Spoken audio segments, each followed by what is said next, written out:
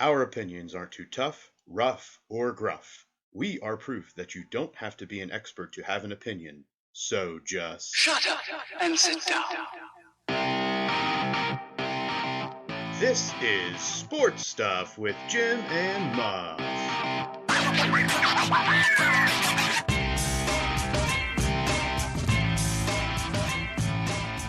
This is Sports Stuff with Jim and Muff. Yay! Ka-chow. Today's Tuesday, February 8th. The week before Super Bowl. I always want to be like, what are you talking about? Today is Tuesday, February 8th. If you're listening to it, yeah. Yeah. The past week was the week with no NFL football. Well, unless you include the Pro Bowl. this is the weirdest week in sports all of the time. I don't care if the Olympics is on. This is still the weirdest week. Well, the in Olympics sports. usually aren't on. Well, Right? every 4 years it might be. Yeah. It's weird. It's just a weird week in sports. It's weird.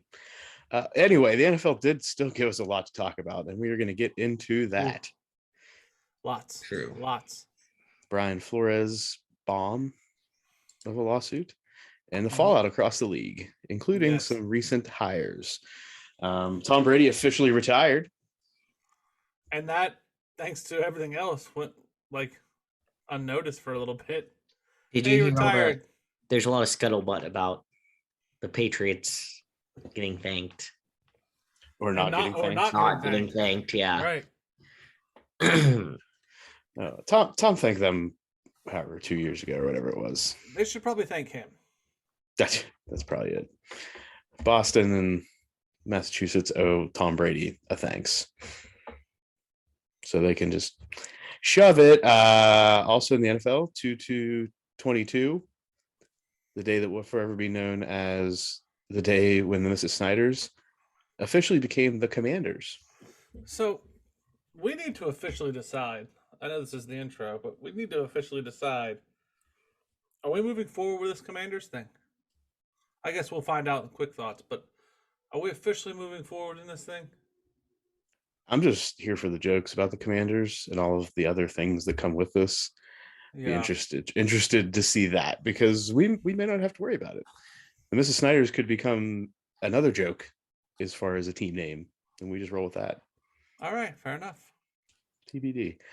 Groundhog Day happened, which means that a groundhog in Punxsutawney, Pennsylvania came out to look for his shadow. Winter. And that groundhog said, more winter. I love winter. In the midst of a snowstorm. Let me tell you, I don't think that groundhog much of a choice.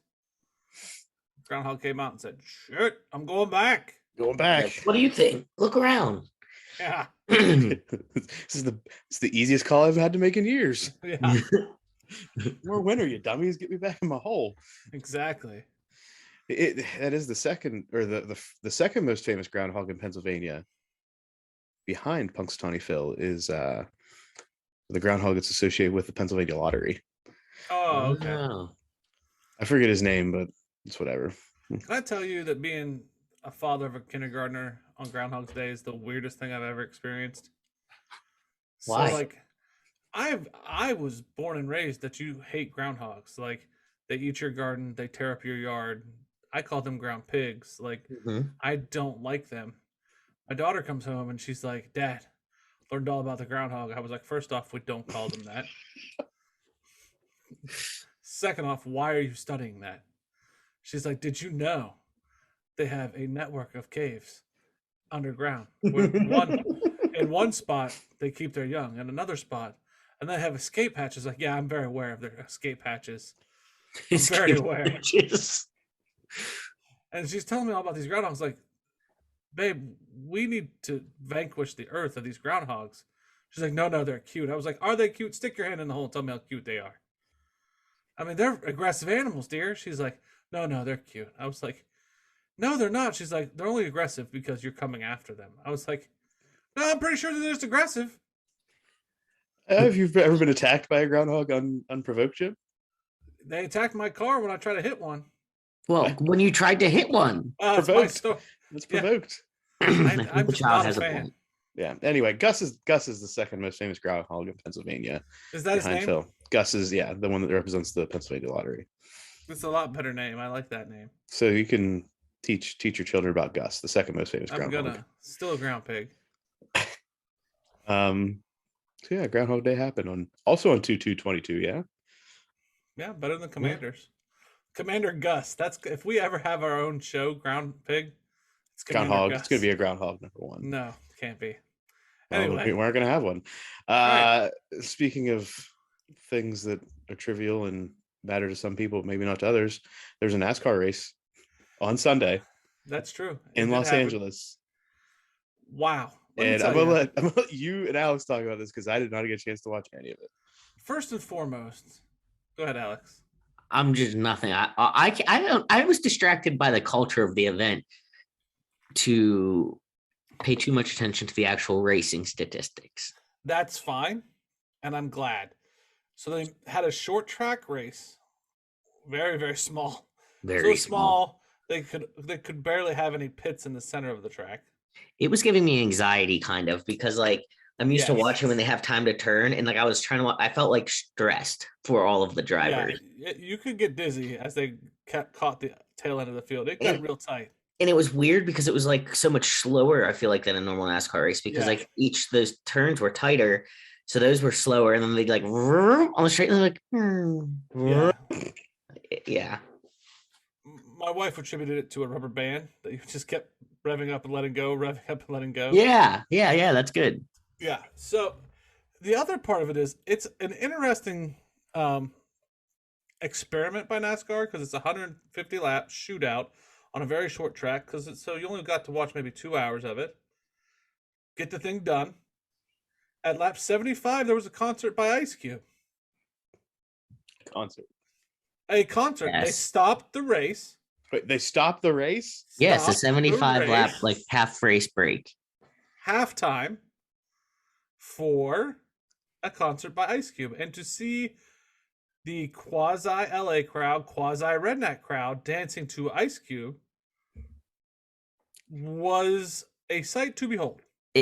It was a wild mix of people because they would show like one where it was like people with like overalls on with no shirt underneath, and like one guy was wearing a NASCAR jacket that was like unzipped with no shirt on underneath, and then like women in bikinis. And then you'd go to like these business people that were like city people, like whatever, and then you'd have like your middle normal of the road like average sports fans. But it was just like this mass, and all of them were just dancing. Yeah, craziest thing I've ever seen. So is that how we differentiate the crowds, like the demographics of people we're going to talk about there? Like the people in the overalls are the quote unquote rednecks? There was not a single black, might have been one or two black people. I mean, if you want to go black and white, then you got to start going. You start breaking down. I'm just trying to understand. I'm just trying to understand how we differentiate LA people who are dressing up for the part in the role of the day versus people that traveled in from other areas because they wanted to see a NASCAR race in LA. Muff, you saw Prada suits or Prada purses, and then you saw bib overalls and cowboy hats. Yeah, like you saw like flowy hair, like quarter zip, like polo pullovers, and then like no shirts. What do you want us to do?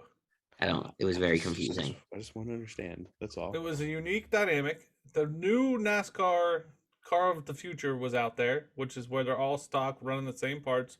Wink, wink. It was a very cool dynamic. More entertaining than a baseball game. I'll tell you that much. That's my takeaway. If NASCAR wants to do this, they got my buy-in. It's quick, dirty, lots of wrecks. Yeah, there were like lots of wrecks. Entertaining to me. There were like 4 drivers out at Ice Cube concert halftime. Yeah, Ice Cube. I just can't go over halftime. I think that was the most disturbing thing. Was like we stopped the race, we had a concert where Ice Cube tried to get every car reference he could into all of his songs. It was awesome. Yes, that was another. I was going to say another key point to talk about was the lyric switch ups. You better check yourself before you wreck yourself, because driving slow is bad for your health. All right. Do we talk about the winner? Do you know the winner? Joey Logano. Yes. Won the race. After Kyle Busch led 64 laps. Yeah. Oh, and then halftime happened, and everyone was back in the race. I know. It Slowed was him down.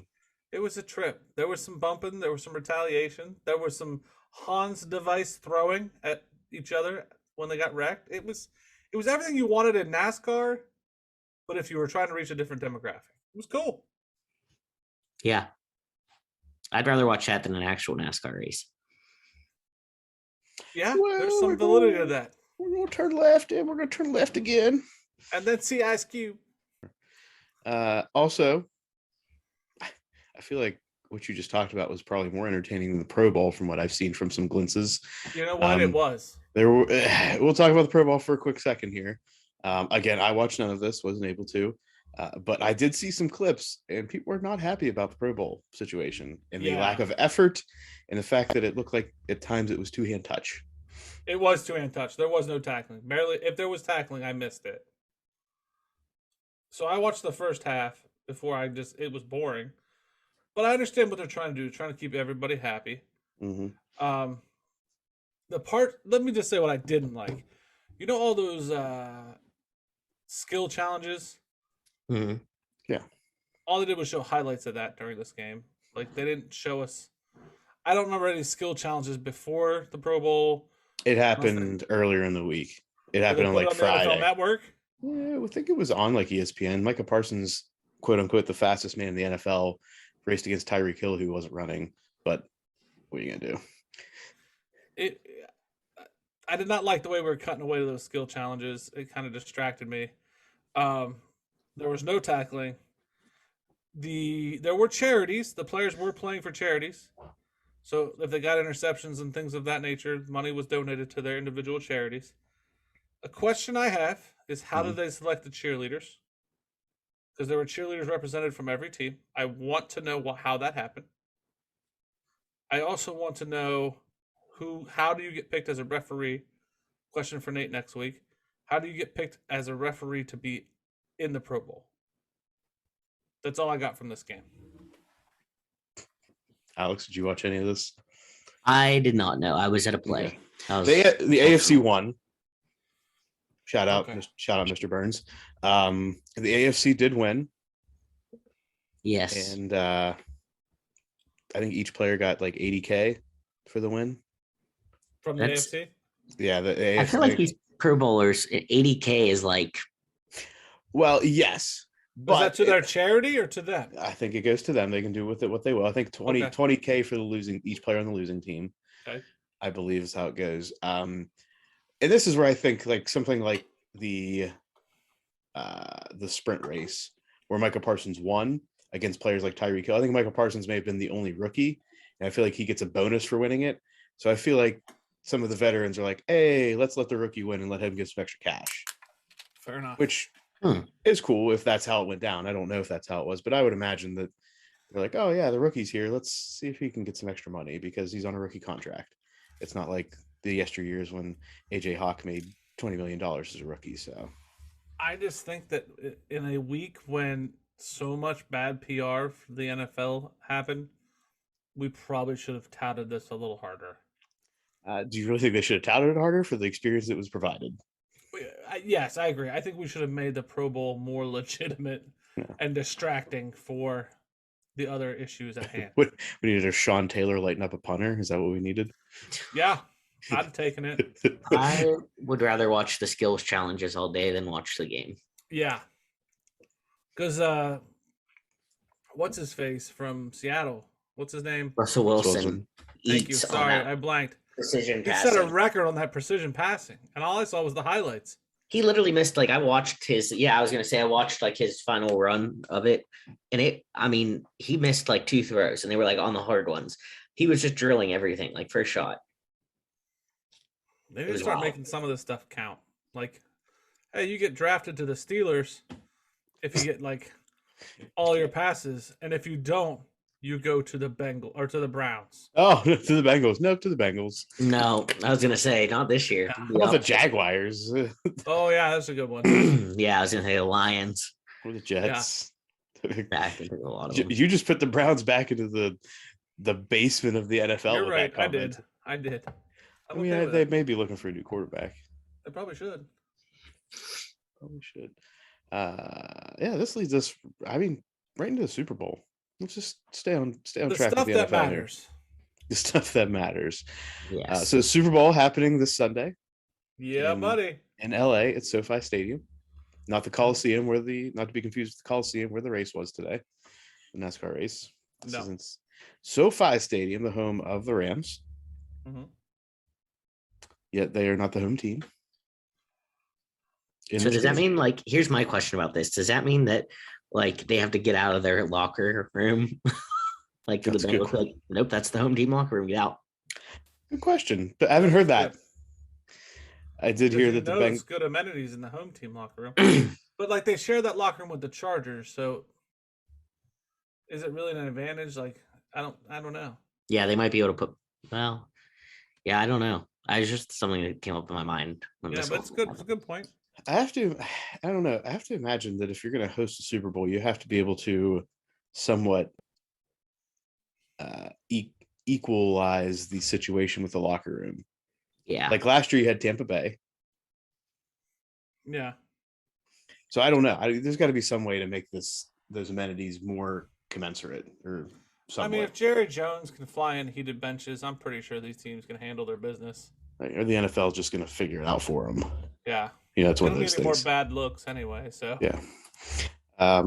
Defensive end Sam Hubbard from the Bengals has said they are enjoying the Super Bowl and winning the Super Bowl for Harambe. Yes, sir. Yes, sir. From the Ohio State University. Is this a zoo animal situation? Like the Bengal Tigers doing it for Harambe? Repping the animal love. I have no idea. I don't know if you don't see many rams in zoos, do you? I'm not sure. Oh yeah, they got rams in zoos. Rams in zoos. So I feel is this like a zoo animal situation we have to work out for? Like if the Rams win, can they do it for Harambe too? Or are they repping another zoo? It's not their home state. Yeah, Harambe was in Cincinnati, wasn't he? It's definitely in Ohio. I don't know if it was Cincinnati or Columbus, I'm pretty sure it was. All right, for Harambe, here we go. Yeah. So today we're just going to go through a little position by position thought on who we think has the edge in each of these areas. Go ahead. So we'll start with the most important, the quarterback position. Okay. Joey B, ice cold Joey B versus Matt Stafford. And it's just the position, not the supporting cast behind the position. This is quarterback versus quarterback. Who do you think has the edge? I'm going to go with Joe Burrow on this one. And I know, surprise, surprise, but I think just the toughness in that kid, I just think he's got what it takes to win the Super Bowl. So if I'm just on the two of them, my money backs Joe Burrow. The toughness, he's a winner. I'm going with him. Alex? I have a hard time with this one because I want to agree with Jim with especially the toughness, the drive. I take Burrow, but I think Stafford has a little more experience, not necessarily Super Bowl experience, but he has just objectively played more games. Yeah. And seen more. All right. If we're going to go from a toughness situation, I'm going to say that perseverance, toughness favor Matthew Stafford, who labored away in Detroit for how long? And still continued to play football. He's getting paid millions to do whatever. Like, okay, what does that make him less tough because he's getting paid millions? Do you know how many times Joe Burrow got hit? That's tough. Have we have we forgotten the same amount of money in Cleveland? Have we forgotten that Matt Stafford has had similar issues where he's been hit right in his mouth in Detroit and still got back up and continued to throw passes? One of the Iron Men currently of the NFL, as far as has he games. Won doing it? Joe Burrow has. Okay, I'm saying Matt Stafford has the edge in this one for me. So he's just as tough, if not tougher. His opinion. This isn't quick thoughts. Alex. You don't have to mediate. Jim's wrong. I'm right. Moving on. No. Alex had a valid point with the experience. You with the toughness, not so much. All right. Well, just start looking up videos of Matt Stafford's toughness and tell me if he's not on the same level or higher than Joe Burrow. Okay. Who's only been in the year for a year and a half at this point. Doesn't even have more than a year and a half. In the Super Bowl. Oh, his team's in the Super Bowl. Okay. I'm not even going to argue with you right now. We have so much show to get through. Team sport, Jim. Okay. At the running back position, we've got Joe Mixon for the Bengals and Cam Akers and Sony Michel for the Rams, which is a point of contention as to who's going to get more of the snaps this week for the Rams. We'll go backwards. I'll start this. I have got to believe, as far as the position as a whole, I'm going to say Joe Mixon and the Bengals have an edge in this one overall. Whether or not either team, if I'm being honest with you, is going to dedicate any of time towards the run game, we'll see how this game plays out. But I think Joe Mixon is the better back in this game. Alex? I think I've always liked Cam Akers, the way he played, but Joe Mixon's good. I'm not taking anything away from Joe Mixon, but I do. If I had to pick one of those three to be on my team for a season, I would take Cam Akers. I think he has good hands and he's tough and gets it done. I feel similar to Alex. As much as I like Mixon, I'm a fan of Akers. I think that the hands play a factor in my decision.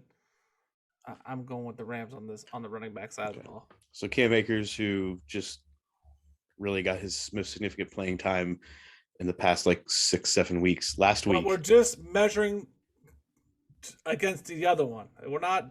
That's all I'm saying. Is Cam Akers has been out with an injury up until really last week, significant snaps. So that's all I'm pointing out. Is there's a reason there's a split there. Are we saying what are we saying? Are we saying that? I'm just saying you're saying Cam Akers 100%. Well, I'm not. What I'm saying is Cam Akers is probably not 100% right now. So if we're saying we're not 100%, I'm factoring they're both 100% mono, one versus the other. Yeah. If we're judging them not that way, we're judging them as to what they're coming into for this game. Well, then I would say Mixon. Okay. I thought we're picking who's better. My fault. Well, why do we care who's better overall? We're caring who's better coming into this game. I just want to set the terms, Muff. Okay. All right. At the wide receiver position, we've got Jamar Chase, T. Higgins, and Tyler Boyd for the Bengals, taking on Cooper Kupp, Odell Beckham Jr., and Van Jefferson for the Rams. To you, Alex. Wow. I'm a huge Cooper Kupp fan, so give me Cooper Kupp all day. I would take can I mix them? Can I just take 3? Do I have to take the whole? There's no grab bag. No grab bag. These are the top 3 receivers from each. They obviously have 4 and 5 receivers in the depth chart. I'm going with the Rams receivers in this game. Not to take anything away from Chase and T. Higgins, but Cooper Kupp's an animal. OBJ's coming into himself. I think OBJ got set back a little. I think that he got knocked back a couple notches and realized stop trying to be in attention, and just play ball. He's never been a bad football player. He's just could be obnoxious, but I think he's toning it down. And Van Jefferson, I've been watching him come up too, and I like the way he plays. So Rams. I'm in agreement. Best wide receiver in the league, Cooper Kupp for the Rams with an upstart Odell Beckham. And Van Jefferson is really wide receiver 4 on this depth chart if they hadn't lost Robert Woods. So I still think that Van Jefferson is about the same level as Tyler Boyd as the Bengals number 3, but Beckham and Kupp, I think, have a leg up on Chase and Higgins. Ugh. I think Kupp is the best wide receiver in the league. I agree with that statement. I think Beckham, my jury is still out. I think depends on his mood. Can he rise to the big occasion? I don't know. I rode with Chase all year in the fantasy league. He got me tons of points. I mean, I would dare say he won me the fantasy league. Higgins is okay. I would say Higgins and Beckham are pretty equal in my mind. So then it comes down to Chase and Kupp for me. I'm going to go with Kupp. I hate to say it. It hurts to say it, but I'm going with Rams receivers. All right, this leads us to the tight end position. CJ Uzama for the Bengals taking on Tyler Higbee for the Rams. Both are questionable for the game. Both Both had injuries. F. Higbee, give me Cincinnati's. I'm not going to say his name because I'm not going to butcher it, but F. Higbee. I had him all year in the fantasy league. What a fan. What a fan. Uzama. He did squat. Higbee did squat. Higbee's he's done well in the playoffs, so I don't care. I mean, I think I like Uzama. I think he's more consistent. Yes. Now I would go with consistency at this position. Muff. This is the tale of the halves of the NFL season. Higbee was the better player in the first half of the NFL season. Uzama was definitely the better player in the second. I don't know if he was the full half, but definitely in the last 5 to 6 weeks. Let's say the edge here slightly to Uzama. But again, I don't remember what injuries these both are nursing. I don't know if either is going to have more significant Uzama's nursing limitations. a leg. Okay, well, what's Higbee nursing? I have no idea. Maybe sand in certain places. Moving along, offensive line play. Bengals offensive line. Are we talking? Are we even asking this? this? Is a question. We've been on this narrative all year. Oh, but I think this is where the game fully turns in this game. The Bengals offensive line versus the Rams defensive line. I think we know that the edge goes towards the Rams defensive line here. Yes. The question is how many QB pressures is the Ram defensive line going to have in this game? All of them. And sacks. All of them. Every play. Because you've got Aaron Donald coming up the middle, and you got Von Miller coming from the outside. It's going to get ugly. It's how quick can Joey B get that ball out of there, and how much of a threat can Mixon be in that run game. It's going to get ugly. They have to neutralize that D line. To be honest, they're going to have to consider doing what the Pittsburgh Steelers have done for the past 2 years. How quickly we can get that ball out of Joe Burrow's hands to protect him. Because that's what the Steelers have done for the past 2 years to protect Ben Roethlisberger. Yep. Huh. So interestingly enough, FanDuel did this similar breakdown of which position you would take. And the running back and quarterback were both the Bengals. Sorry, I know I jumped before we were done, but I saw it and got excited. It's all. I mean, you got to also remember this is FanDuel, a site that hopes to profit from people losing bets. That's true. So they're trying to push it. So what you're saying is they're take everything they say and reverse it. Not reverse it, but you got to take it with a grain of salt. This is like a casino telling you how you should play blackjack. I am against the Bengals offensive line. Well, obviously, I think this is where the game will be won for the Rams, because I'm already on record saying I'm taking the Rams to cover 3.5. I got them at 3.5 the day the conference championships ended. This is going to be where the Rams make their hay, whether it's through a sack fumble, whether it's through just constant pressures, or whether it's through limiting the running game and making the Bengals totally one-dimensional. This is where I see it happening. Rams D-line 95, Bengals offensive line 5 at a 100-point scale. All right. Mm-hmm. Next, we got the Bengals D-line taking on the Rams O-line. All right. What does FanDuel say, Alex? On this one, FanDuel agrees with us in Rams. Well, we haven't said anything yet. Rams O-line. Well, I was just assuming that we were gonna. I mean, Rams comparatively, the Rams offensive line is, I think, much better than the Bengals offensive line. Now, the Bengals has better linebackers. But if we're just talking the line, defensive line, I'd take the Rams. I think in this game, I like the Bengals D line. In this game, I think you'll see a different D line show up. Well, we got Sam Hubbard. Who else they have across the front there, Jim? You're asking me? That's my third favorite team. They're now your third favorite team. Wait, who's your second? I've gone on record and Chargers, Browns. Sorry, I've gone on record and said I'm bandwagoning this event. So get off me, Muff. It's being a good bandwagoner. At least know the names. Nope. What's his name? Ncaa all the way. Hendrickson. That's the one I was thinking about, was Hendrickson. He's come on the past 2 weeks. That being said, I like the Rams offensive line in this matchup versus the Bengals D line. Agreed. Next, we got linebacker play. Bengals. I agree on that one as well. I think the Bengals have the better linebacker core. Alex, what does FanDuel say? Or what did FanDuel you say? says linebackers for the Bengals. Okay. Defensive back play. I have got to go with the Rams on this one with Jalen Ramsey, if only by himself. Yeah. Puts that in favor of the Rams for me. Yeah, I agree. Yeah. So did FanDuel. They agreed. Special teams, the third phase of the game that can come into. Bengals. Who's Yeah, with Evan Give McPherson. me McPherson. Who's their punter? It doesn't matter. I don't care. McPherson. Don't care. Special teams is not just the kicker. That's all I'm going to say.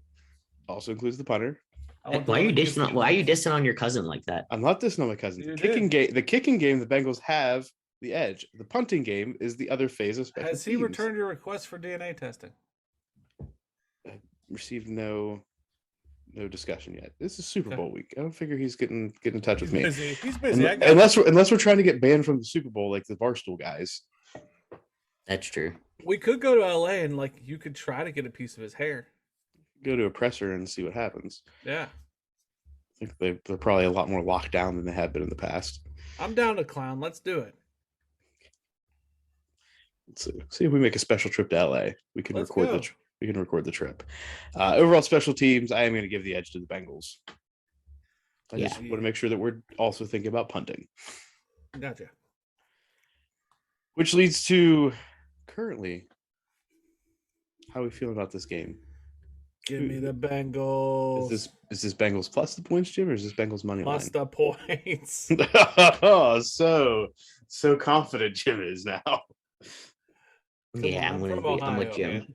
We're not going to get too crazy. Got to take the points. Yeah. I'm already on record multiple times now. I have the Rams at -3.5 locked in. Stay tuned to tomorrow or to Thursday's show. I have found the prop bets. I've been doing the research. Whew. It's going to be a good time. It looks like, to answer your question from before, because I was looking up who the Bengals punter was, but then I went down the rabbit hole of their IR. It appears that Higbee was an MCL, as was Uzama. You guys were asking what their injuries were. Their MCL. No COVID issues, though. Huh? Not that I've seen. I know the Rams got the COVID bug. They've already dealt with the COVID. 5 weeks ago. So everybody, they have a whole bunch of them unicorns hanging out. They got them unicorns. Now, the Bengals, I don't think have been hit. Just FYI. Yeah, I'm not seeing any mention of the Coco on here yet. So the Coco. Let's not forget that they have to report symptoms to be tested. Oh yeah, that's true. But I'm just trying to throw it out there. There's no everybody's getting tested every day right now. So not saying that they're not going to talk about symptoms, but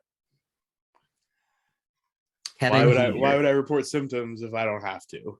Yeah. Kevin Huber is the punter for the Cincinnati Bengals. He averages 46.4 yards a punt.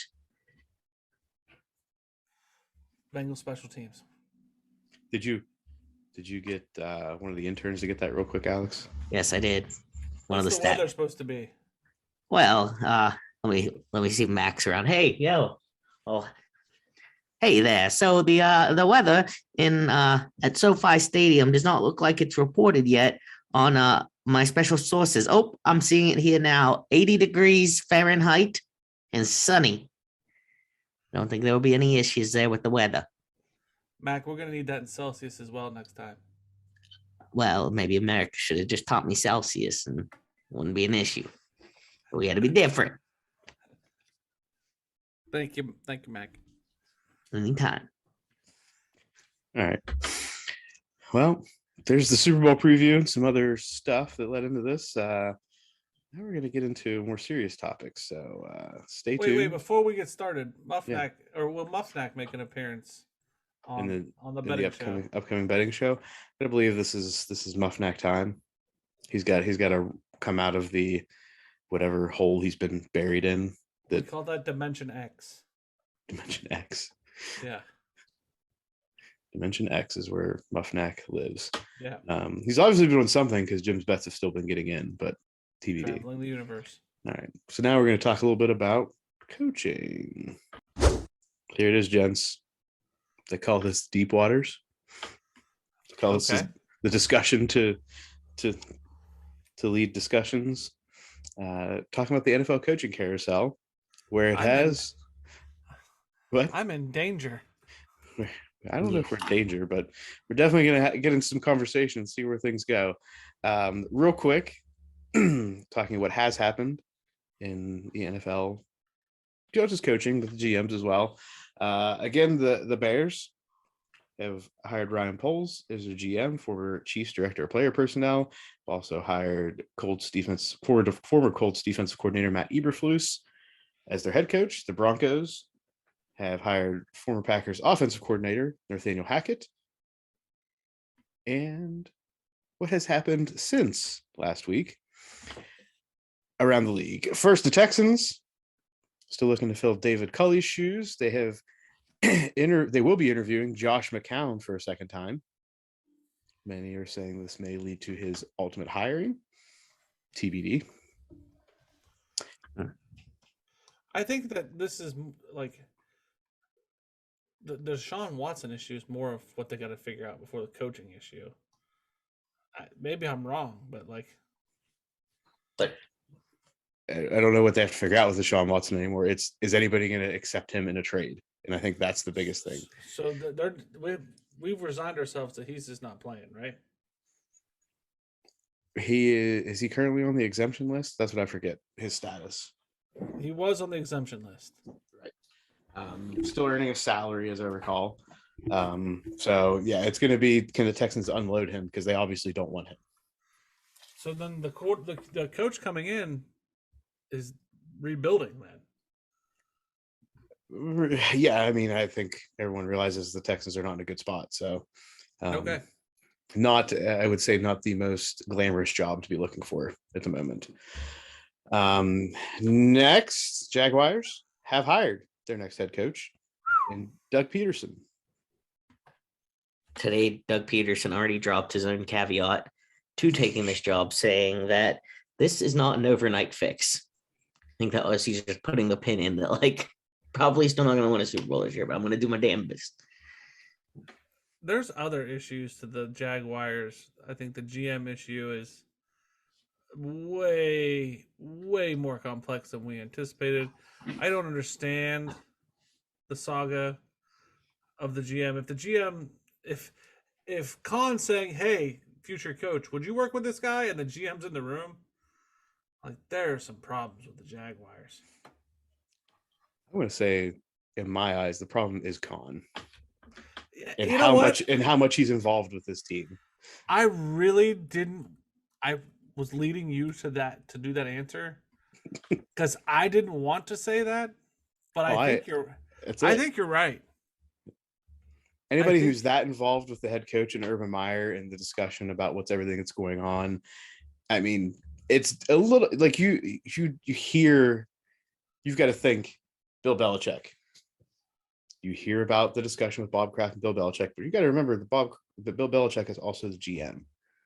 Right. But there's a reason that they're talking all the time because he fills such an important role for that team.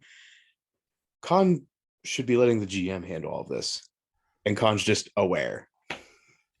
So a little bit about that I know of the Khan family through the pro wrestling side of my life. His son Tony runs that wrestling federation, the AEW. Mm-hmm. They also have a soccer team that the family, Tony and Shad, are heavily involved in. Yeah. So, where does Shad have the time to get involved in personnel decisions like this? He has the time because he makes the time. I don't. But how do you expect success when you have two professional teams, and you're nitpicking and micromanaging like this. He got to slow down. Wohan, buddy, Wohan. Vikings have hired their GM, former Browns VP of Football Operations, Kwesi Adofo-Mensah, and they have hired Kevin O'Connell as their head coach, former Rams offensive coordinator. The Vikings have their fit. I like this. I like this a lot. I think you're going to see some moves made in the future, if not this year, with draft and personnel out of the Vikings that will align with the Vikings train of thought.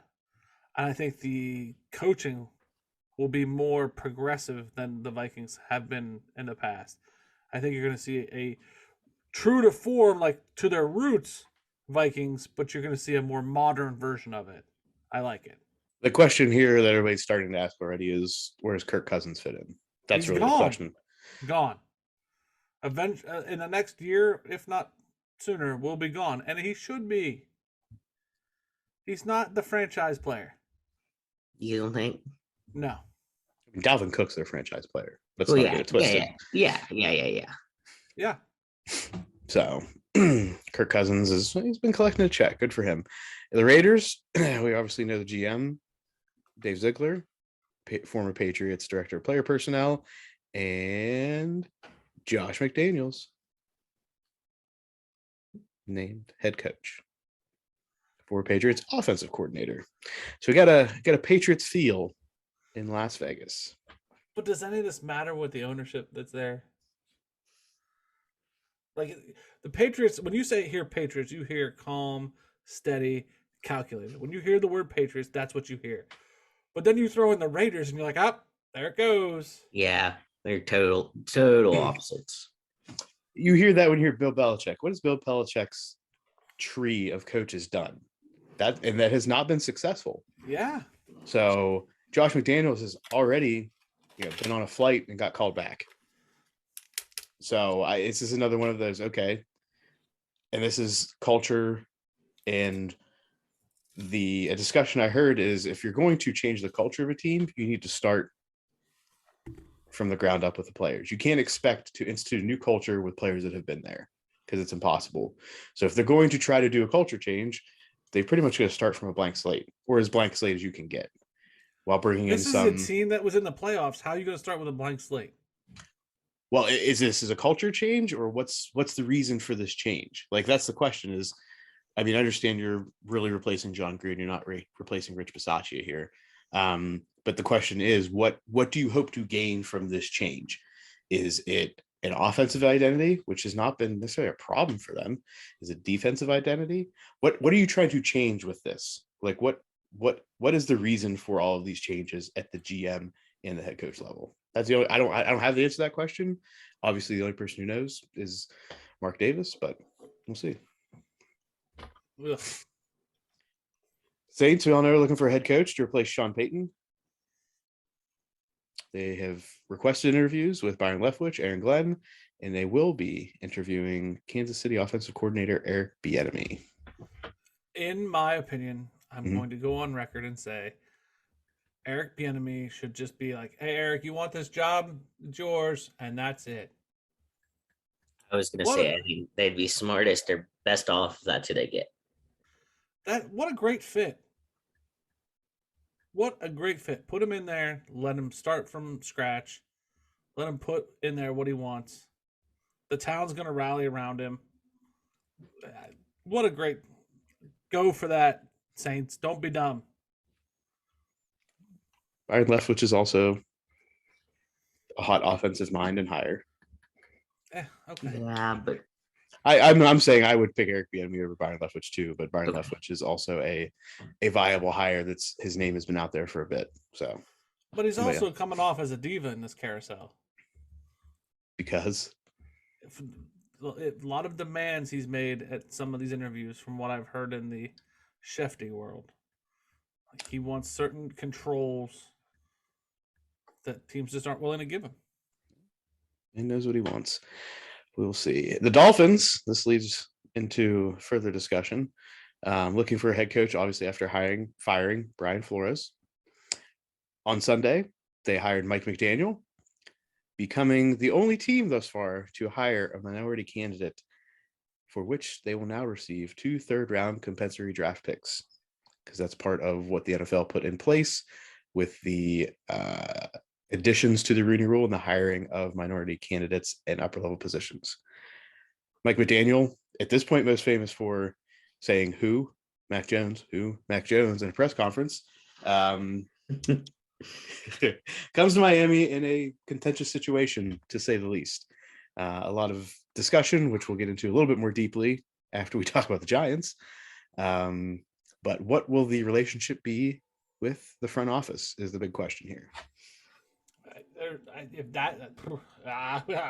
There's so many questions and so many things for this poor guy.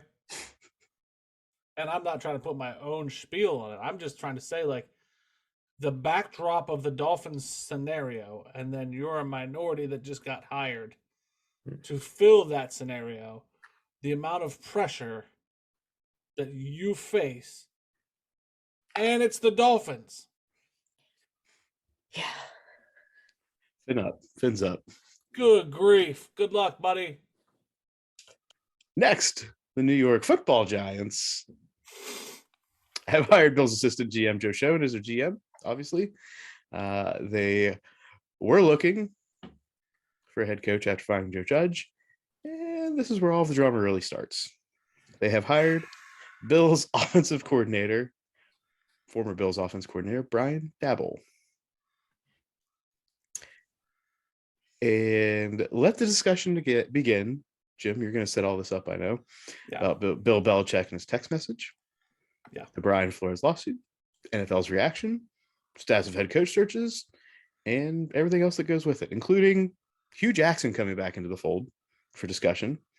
And this is part of this, and Adam Gase coming back into the discussion, because why wasn't he getting the same incentives to lose as some of these other coaches apparently were? So before I dive into the Flores lawsuit, can I just go on record, like, separately and say, before I get into that discussion, Brian Flores is now the coach of the Giants and has to face the Flores situation. Brian Dabble is the coach of the Giants, yes. Brian Dabble, I'm sorry. Yeah. So he has to face that. So while Mike McDaniel for the Dolphins is probably in the worst spot, Dabble is not far behind. Like, man, way to start. Day one's not fun for you. Anyway. So the Flores versus the NFL lawsuit situation. Brian Flores was the Miami Dolphins coach until they fired him last month. He was rejected for new jobs from other clubs. He sues the NFL and its 32 teams, alleging that they discriminated against him and other black coaches in their hiring process, and creates a class action suit. The lawsuit said that the firing of Flores was typical for black coaches who are not given the latitude of other coaches when they have the success. It's noted that Flores led the Dolphins to 2 back-to-back winning seasons for the first time since 2003 before being fired.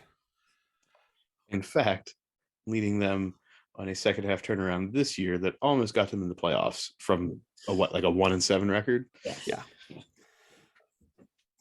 According to the lawsuit, Miami Dolphins owner Stephen Ross told Flores he would pay him $100,000 for every loss during the coach's first season, because he wanted the club to tank so he could get the top draft pick. Everybody remember who that top draft pick was? This year? This year. Oh, in his first year. So it would have been Trevor Lawrence. Mm-hmm. Right, yeah. So mind you, he already had Tua, and now he's... Okay, anyway. Move on. The lawsuit also alleges that Ross then pressured Flores to recruit a prominent quarterback, which is in violation of the league's tampering rules. When Flores refused, he was cast as the, quote, angry black man who is difficult to work with, and was derided until he was fired, the suit said. His filing in federal court comes just days after the Giants, one of the teams he had interviewed for, named, as we've noted, Brian Daboll, who is white, as their head coach. This is where it gets interesting, folks. Flores cited a text message that he was sent by his former boss, Bill Belichick. In that message, Belichick appears to congratulate Flores on winning the Giants job, which he had yet to interview for. Belichick basically says, oops, my bad. When he said, hey, did you mean to send this to me? And he said, I think they're naming Daboll as the head coach. I'm sorry about that. BB. Which, by the way, Belichick puts text messages and ends them with BB. Like signs off on his text messages. That seems like a Belichick thing. Anyway. Kind of like an old man thing. Right? Like I want to start signing my messages off that way. Oh, Lord. The lawsuit also claims that... Can we real quick just take a side road? Yeah. Bill Belichick, one of the most detail-oriented human beings we've ever seen at the NFL level. Makes a texting mistake. In the piece of technology. I'm just going to say, Bill Belichick, the man who last NFL draft was seen in his home, back and forth between a small laptop on his kitchen table. We've got to imagine this either, for me, Bill Belichick makes an honest mistake because it's him and he just looked up a Brian. It's like, oh, this must be Brian Daboll. Yeah. Oh, by the way, it's Brian Flores. Yeah. There's been a lot of conspiracy about did Bill mean to do this intentionally. I don't know. I don't know if I'm gonna go that far. You but think? Yeah. Okay. There's been discussion. Facts. Yeah, this is just a fact. I'm just gonna say that's a side road that will probably be gone down for a while now. Okay.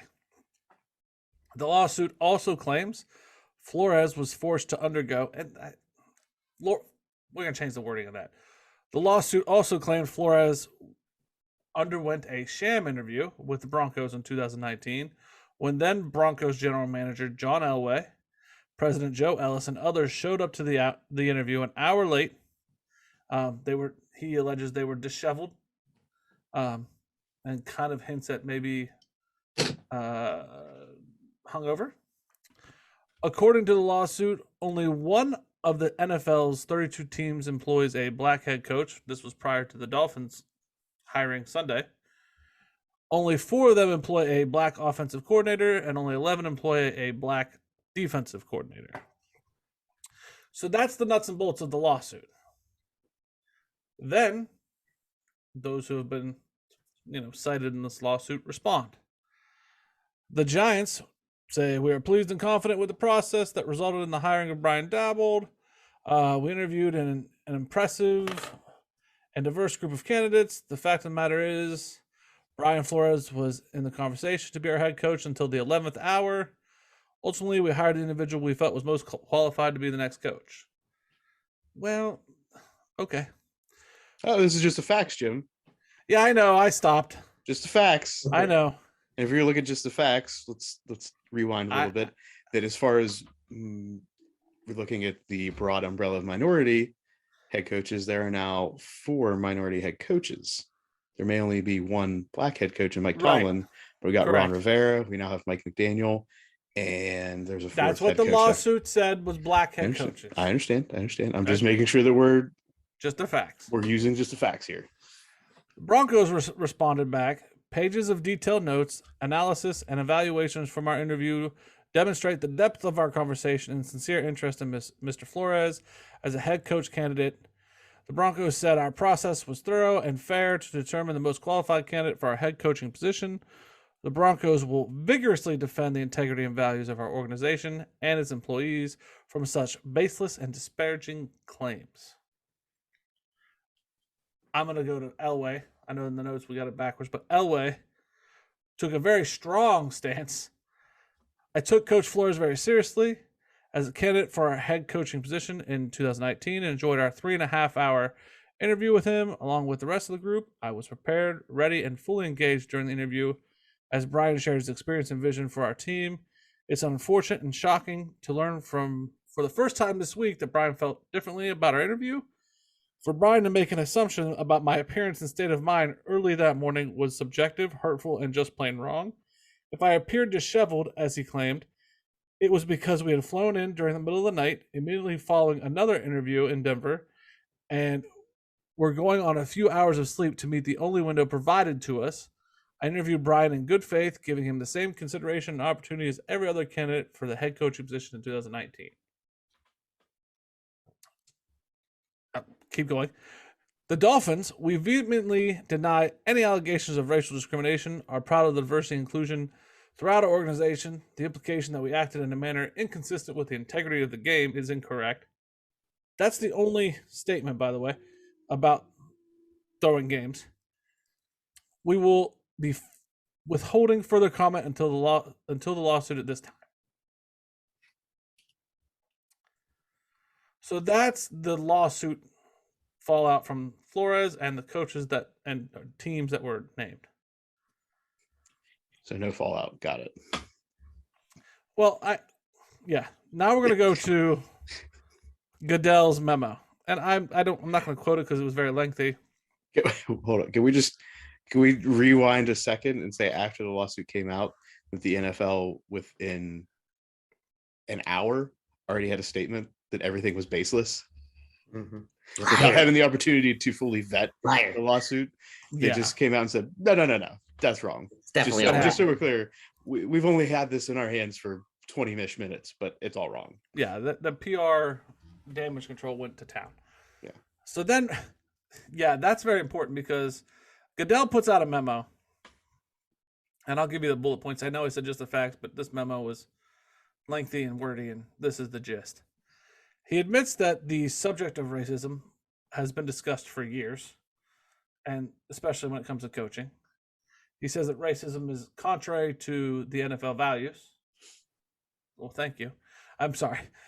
He says they've made strides, but when it comes to head coaches, the results are unacceptable. They're going to get outside help for the goal to make efforts and make the efforts of the NFL and those of the club more effective so that real and tangible results will be achieved. And he understands the concerns expressed by Flores. While the courts work, they plan to run their own independent investigation, and it will receive full cooperation.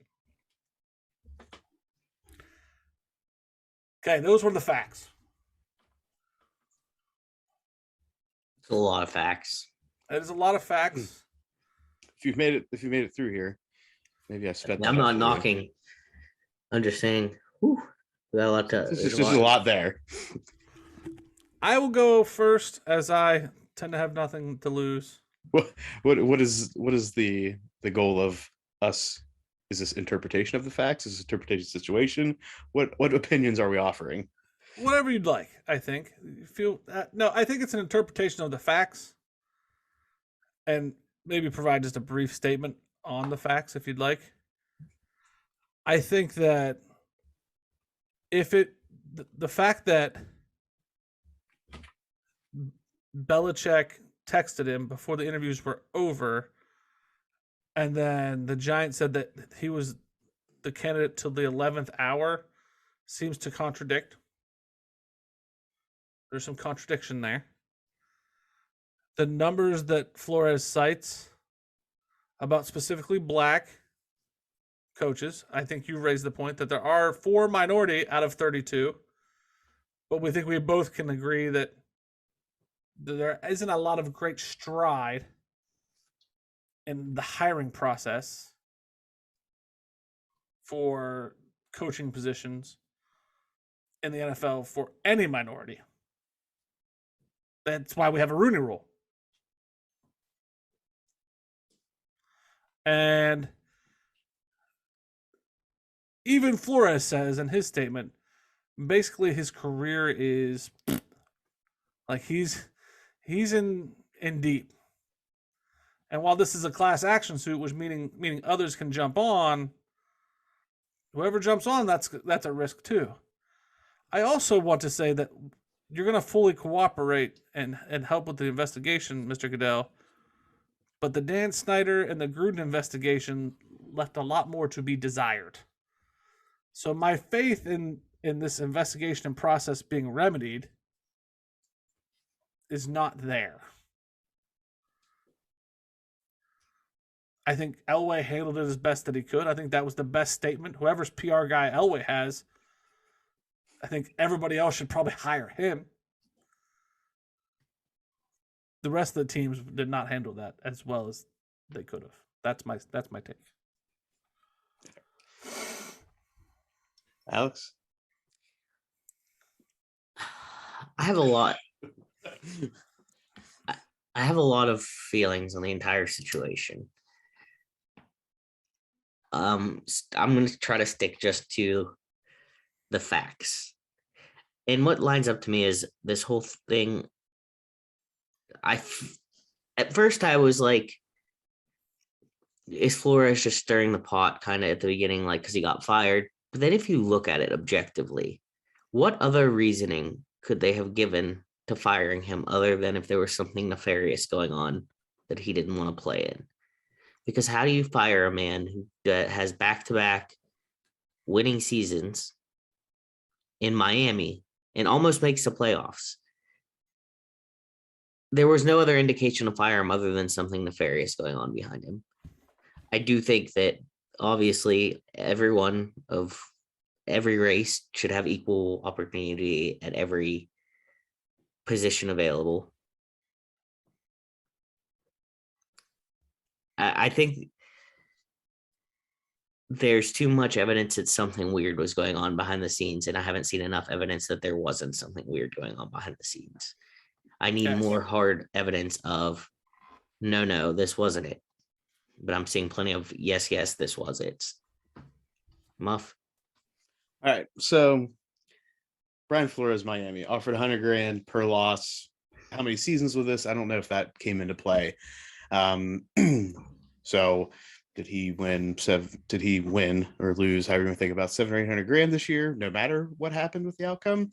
There's the issue. The front office in Miami and Brian Flores did not get along. Point of clarification for a second, Muff. Yeah. Are you saying in that last statement, are you saying that you think the tanking could have continued this year? I've got to imagine that okay. Would That's you just fine. be, I just want to make sure. Well, That's possible. I agree. Is it possible? I don't know. But, and maybe that was after a 1-7 start. It was like, hey, let's put this back on the table. Whatever. Yeah. No matter what, he was offered $100,000 at one point for these losses. Hugh Jackson went on record afterwards saying, I was offered $50,000 from the Browns.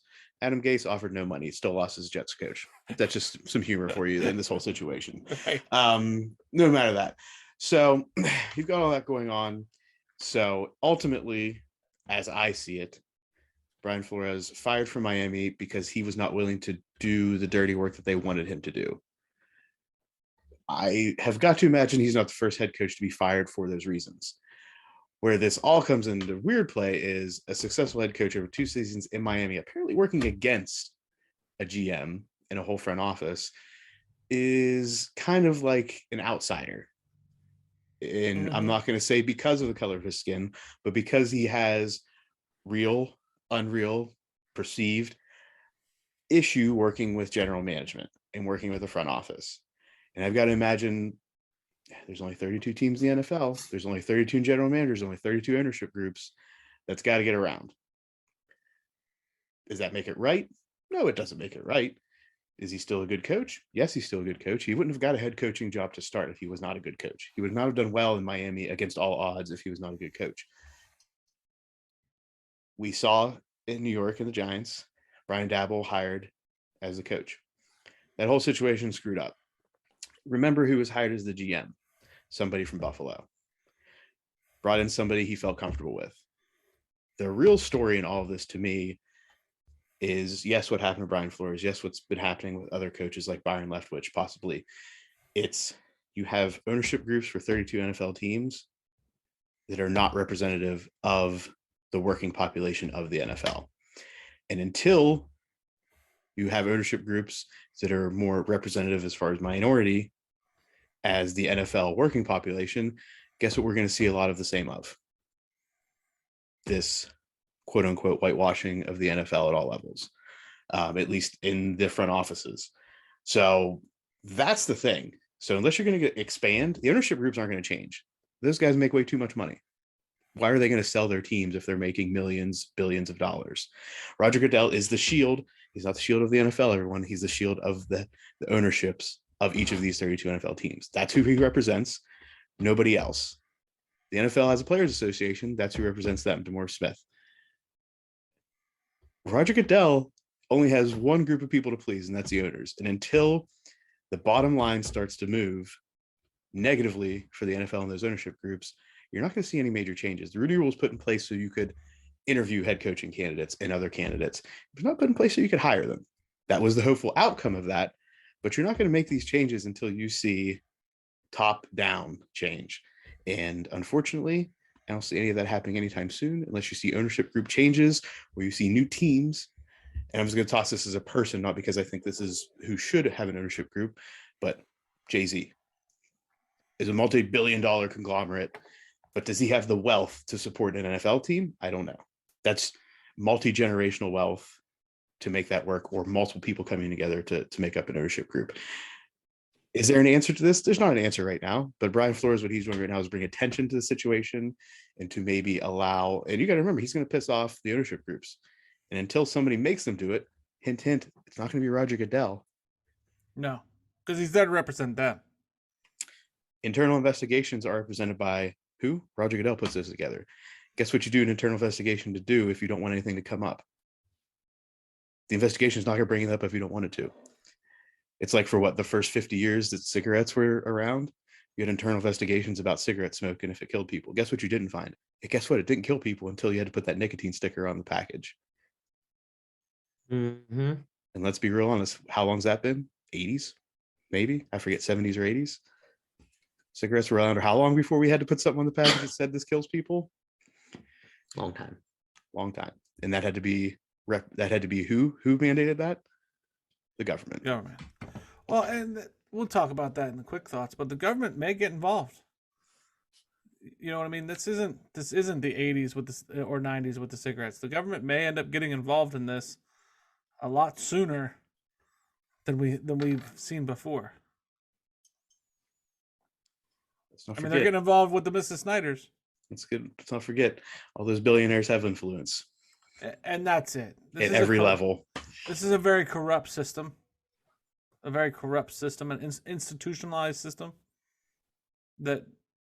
And Brian Flores is taking it on head first. Mm-hmm. And good on him. Yep. Who pays for stadiums? Don't forget that. Yeah. Is it the ownership groups? No, it's usually the taxpayers. Yep. True. That wraps up our talking to NFL coaching. Yeah, we good? Yeah. Yep, I think so. All right. About time to get into quick thoughts. This is Quick Thoughts. Hello, everyone. Welcome back to Quick Thoughts with Muff, Jim, and Alex. This week, we have some interesting topics. We're going to bounce around to a bunch of different sports. And what we're going to start in is the WNBA. Liz Cambage comes out on Twitter while in the middle of free agency negotiations and shares a strong opinion on the WNBA. She says, yes, the WNBA, where a head coach can get paid 4 times the highest paid player's supermax contract. LMAO, and y'all think I'm going to spend another season upgrading my seat on a flight to get to games out of my own pocket. This was in reference to Becky Hammon's salary, which will be exceeding $1 million. Thoughts, Jim? That's a fair point. It's a fair point. The pay gap in the WNBA is ridiculous. But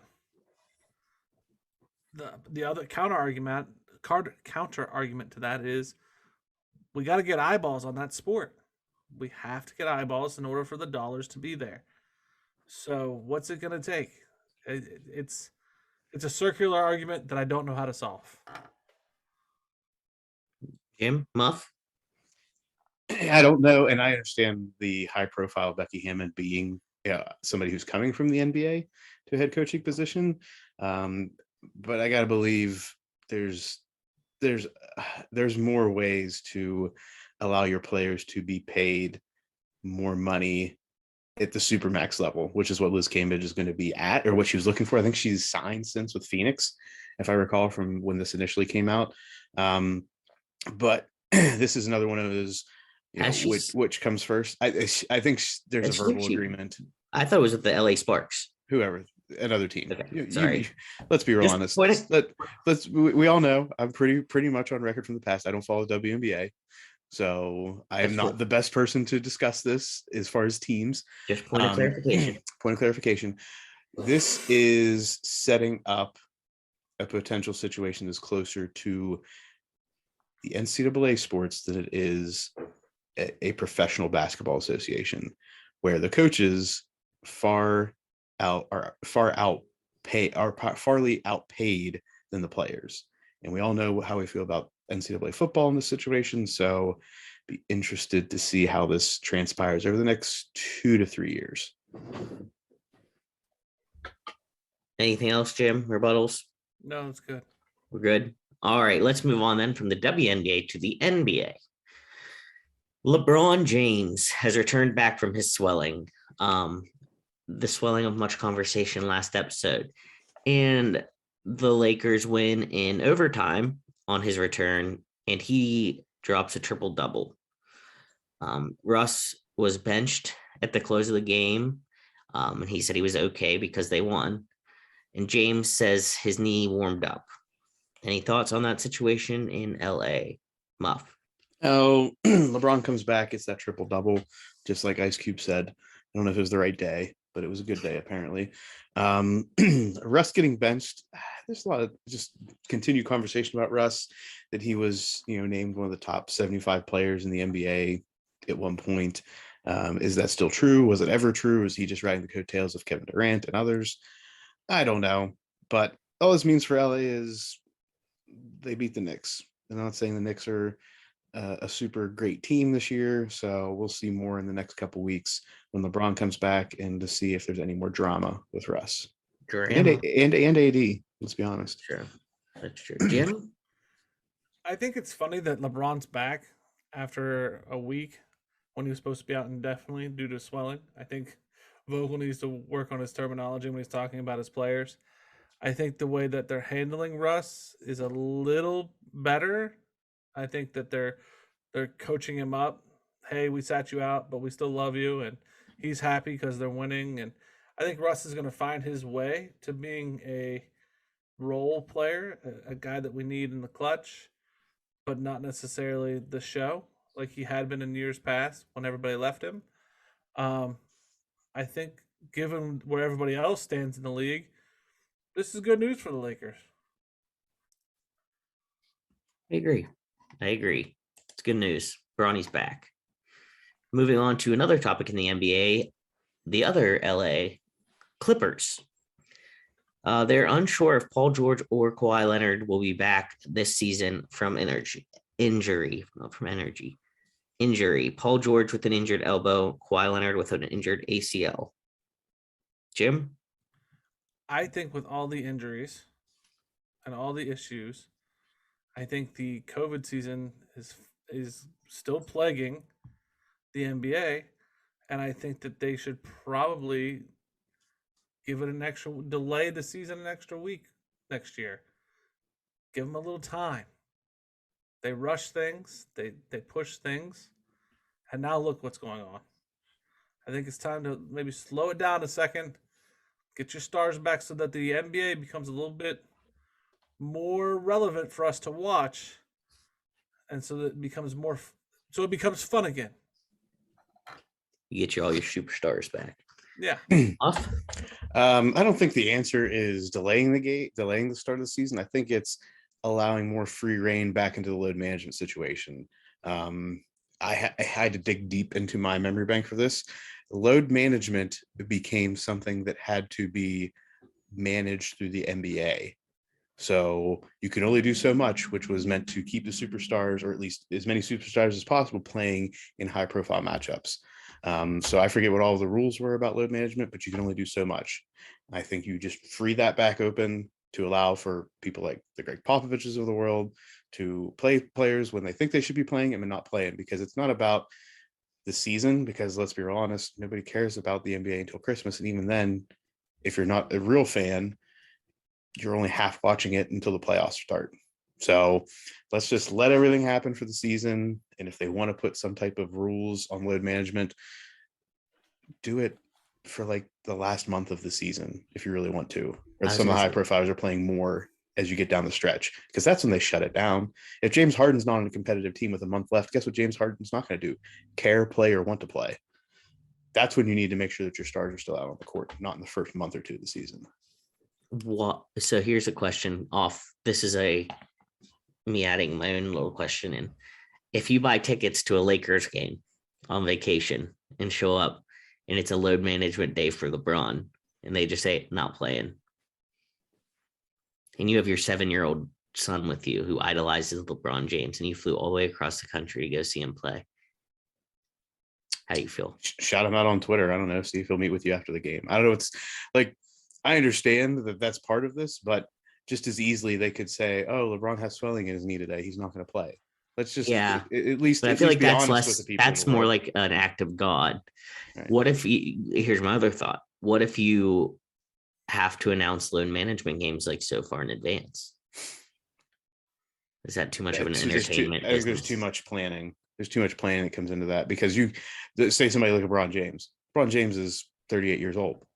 30, what is he, 36, 37? I forget. However old LeBron is, you can't plan 2 months ahead that he's going to start feeling like an older human being. Like, it's impossible to plan that far ahead. I mean, they already have to announce, what is it, by noon, the day of, who's going to be active. That's all for gambling purposes. Let's not get stupid about it. Oh, I'm saying that's why they announce it for gambling purposes. We gotta move along, man. Oh, Alex has follow-up questions. Yeah, wow, let's go. You have nothing else to say, Jim? You have no other opinions? Wow. Okay, we're done now talking, I guess, Muff. Oh, may as well let Jim talk about golf then. All right, golf. Bryson DeChambeau withdrew from the Saudi International before Friday's second round because of a left hand and left hip injury. He shot 3 over 73 in the first round. Some concern about his body breaking down from relentless training, excessive workouts. He says that everyone just needs to chill. What dost thou say? I say it's somewhere in between. I think that he does push too hard, looking for that long ball. I think that he does cause some detriment to his body, but I also think that we overhype it as fans. And I think that end of the day, he's got to figure out what works for him. The longevity in the game is up to him. He'll figure out what works. But if you're getting hurt all the time, Mr. DeChambeau, tone it down a notch. That's just my take. Muff? I'm just curious why he was playing in the Saudi International and not the Pebble Beach Pro-Am, the more high-profile event. So if he's not going to win, he can pull out of that event. Whatever. Whether he's truly deeply hurt, he'd probably play through it in the Masters. He'd play through it in a major. I think there is something we've said at his body wearing down. He obviously trained for the Long Drive Championship. It's the beginning of the season. He's probably still working into this shape, a little bit different as far as 4 days versus a powerful event like the Long Drive. Let's not forget about people's bodies wearing down. Tiger Woods was doing Navy SEAL training workouts and just obliterating his body and still winning tournaments. So I'm not saying DeChambeau is Tiger Woods, but there's something to be said about pushing your body to the limit and testing what your body can take and do. And I think DeChambeau does it in a totally different way than Tiger Woods, but the best of the best find ways to push themselves. Jim, would you like a quick rebuttal there? Yeah, you're in two different ballparks here, buddy. Tiger Woods doing SEAL training is why Tiger Woods probably won't hit the Jack record. Chambeau needs to think longevity. I mean, this guy is the future of the sport. That's a stretch, but okay. I mean, think about it. Him and Brooksy are probably the two faces that are going to be the faces of the sport moving forward once the old guys get out of the way. He doesn't forgetting about Rory McIlroy, like last year during the COVID years, and who were we talking about? We weren't talking about Roy. We were talking about Phil Mickelson. That's who we were talking about. You're talking about one Brooks. Of the old guys that are getting out of the way. We had a whole year of golf season where we were talking about Brooks and Bryson. That's what we were talking about. Mhm. They're the flame bearers. They're the ones who are getting the social media plugs and the feuds. He doesn't need to be out there training like a madman, but he also knows what he's doing. He is the long bomb artist. He needs to figure himself out and rein it in a little bit. But champions training through and this Tommy Toughnut stuff that Tiger did is insanity. Gong. All right, moving on to the Winter Olympics. The Winter Olympics have started. What is your favorite sport to watch when the Olympics are on, and which one will you go out of your way to not watch? Muff?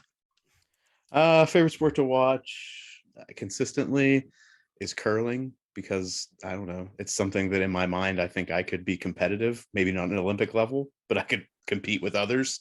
I go out of my way not to watch. I will typically turn it off if I see, I don't know, anything that's on the like the bobsled course that isn't bobsled. So you got like, what's it, skull and skeleton and all that. Like, just give me bobsled. I don't care what else they're going down on those sleds for. Wow. I was just watching Luge right before this. So. That's yeah. Wow. I don't, just give me bobsled. All right, Jim. Wow. So there's wrestling in the Winter Olympics. Obviously, I watched that. I'm a big fan of curling, like Muff, for all the reasons that Muff just said. Anything in the sled arena, Muff, I'm very crushed by you. The skeleton, the bobsled, anything in that area. What I avoid, figure skating, Jordan. All of figure skating. I may lose points for this, but I'm bring it up. Jim's super into wrestling, yet Jim did not reply to the tweet that I sent out about Penn State crushing Ohio State in wrestling over the weekend. You're right.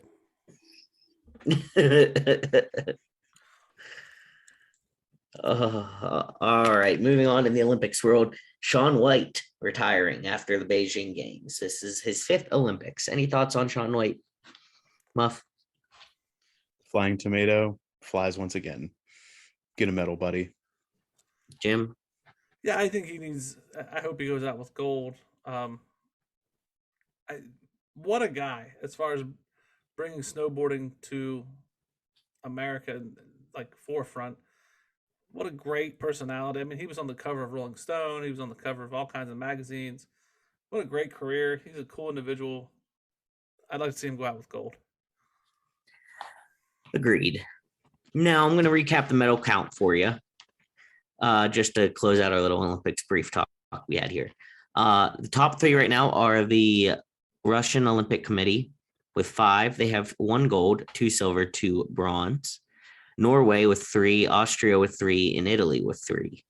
The United States currently is sitting at 2 medals, 2 silver medals. The first one was Julia Marino, a 24-year-old out of Westport, Connecticut. She won the silver in snowboard slope style. And Jalen Koff, a 25-year-old female out of Alta, Wyoming, who won women's ski moguls. A little shout out to them. The other person I wanted to touch base on was Michaela Schifrin, who hasn't competed yet formally for like a medal, whatever yet, but she's 26-year-old female out of Vail, Colorado, and she only needs 1 more Olympic gold medal to have more than any other, not just any other female alpine skier in U.S. history. So go Miss Schifrin, go United States. USA women's hockey, keeping with the women killing it here. 2 shutouts so far. Most recently, they beat Switzerland 8-0. So there's your Olympics update in the quick thoughts world. We're going to move on to Ncaa football. The recruiting rankings are out. Number 1 is Texas A&M. Number 2, Bama. 3, Georgia. 4, Ohio State. 5, Texas. 6, Penn State. 7, Notre Dame. 8, Oklahoma. 9, Michigan. And 10, UNC. Clemson was just outside the top 10, barely. Thoughts on that, Jim? I think the surprise for me is UNC and Texas A&M being in the top 10. The rest are pretty much no-brainers. I'd be interested to see. I'm assuming that the NIL deals helped A&M. Oh, oh. Jim's hopping on the bandwagon like everybody else. Texas No, A&M. I'm not saying that that they wouldn't. I'm just saying like that's why they are up so high. I'm assuming they would be in the top 10, but I'm assuming that's why they're up higher. I don't know. I know they got the kid from Ohio State. They got another high-profile recruit. I don't know what led them there. I'm just pontificating. I'm not saying the NIL deal's bad. Good for them. I don't get the UNC thing at all. I have nothing to pontificate there. Mac Brown. Yeah, Signed an extension. All right. Muff, thoughts on the recruiting rankings? Jim always wonders why James Franklin continues to be a coach at Penn State. This is why. A top 6 in the country draft class. Whether or not it leads to anything, if you can bring in the high-profile recruits, you at least continue to be relevant. Texas A&M, Penn State and do nothing. Or you can come to Ohio State and then go to LSU and win championships. One of the two. That's fair. Fair take. All right, moving out of NCAA football, moving into the MLB baseball.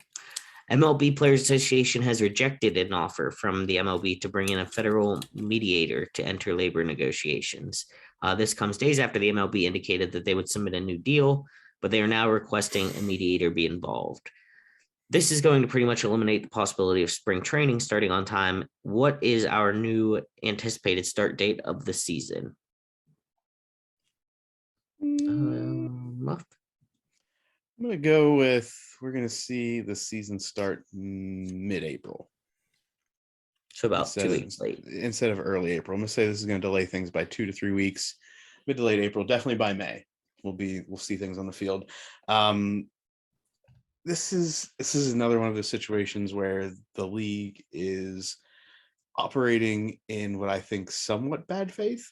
The players, as they're going to say, are saying, oh, we've brought forth a fair deal. It addresses things we want. It still keeps XYZ in play for the owners, blah, blah, blah. The big thing the players are looking for is paying players earlier, which is the exact opposite of what the NFL has been doing, right? The NFL has actually put caps on rookie salaries and stuff like that to take care of the veterans, the guys that came before them, cover health costs and stuff like that. MLB is kind of trying to flip this around a little bit to put more money in the hands of players coming out of high school, which I didn't know was possible because I thought they could make all sorts of money coming out of high school with these huge deals.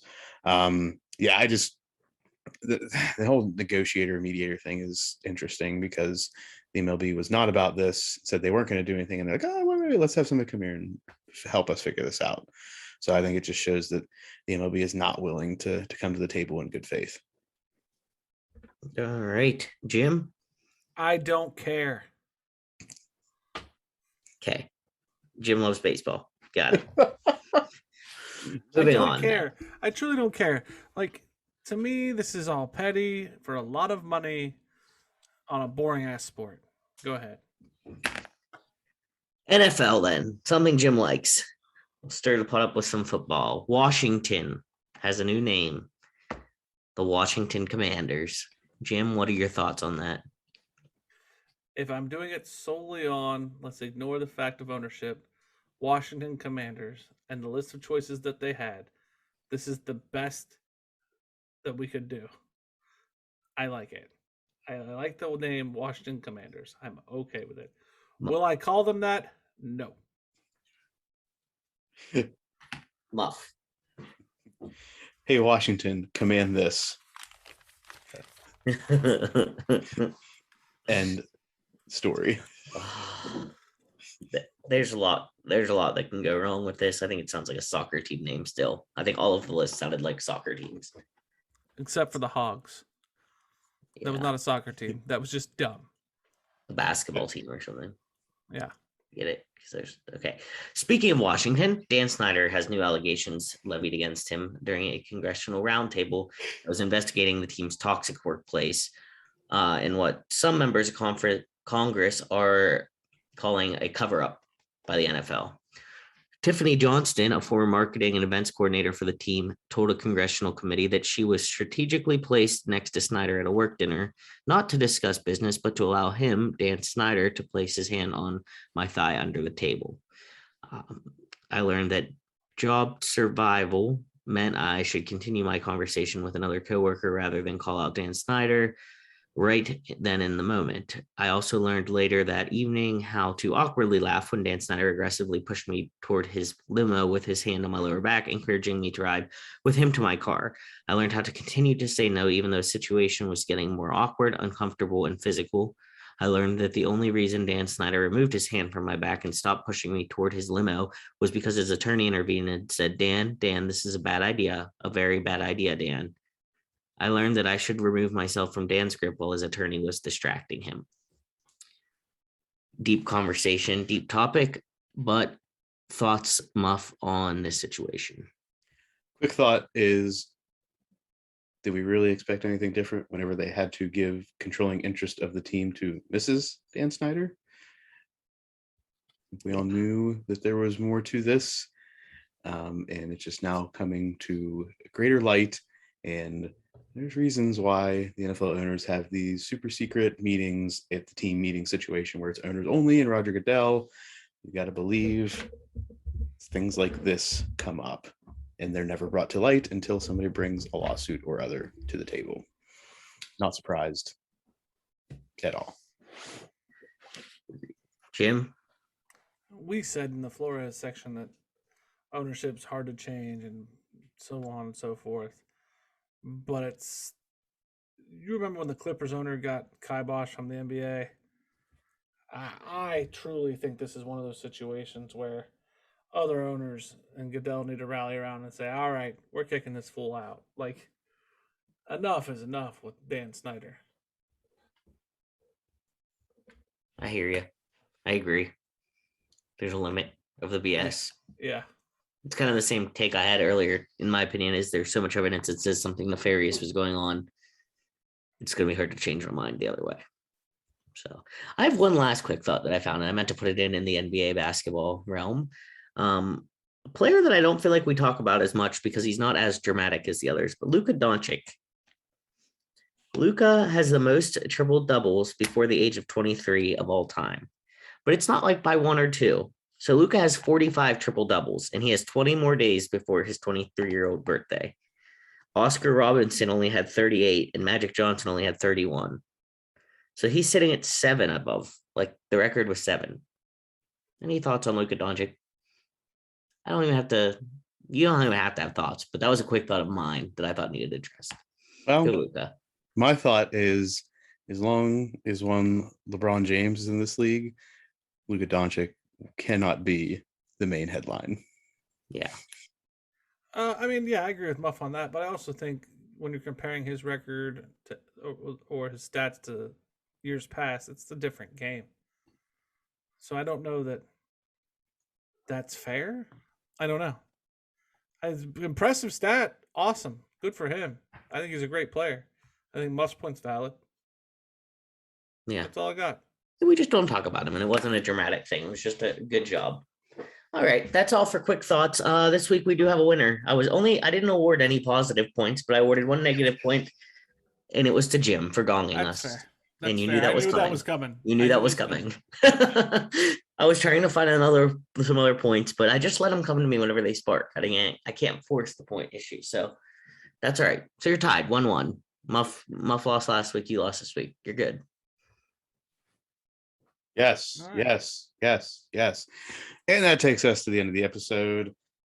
As always, follow us at Sports Jim Muff on Instagram and Twitter, sportstuffw/Jim _Muff on Facebook. Follow us on the YouTube at the Sports Stuff with Jim and Muff moniker. Subscribe, rate, review on Apple Podcasts, Spotify, and the YouTube channel. This week, we will have the Super Bowl betting episode. Talk about all of these super cool prop bets that Jim is going to be interested in putting money on. Whether or not the world is interested with Jim, never mind, they all are. Everybody's interested in all the prop bets for the Super Bowl. Yeah, buddy. You hear more of our thoughts from there.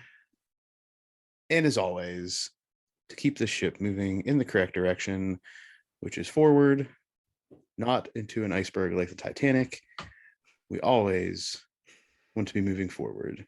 And to do that, you have to tell a friend, make a friend, be a friend.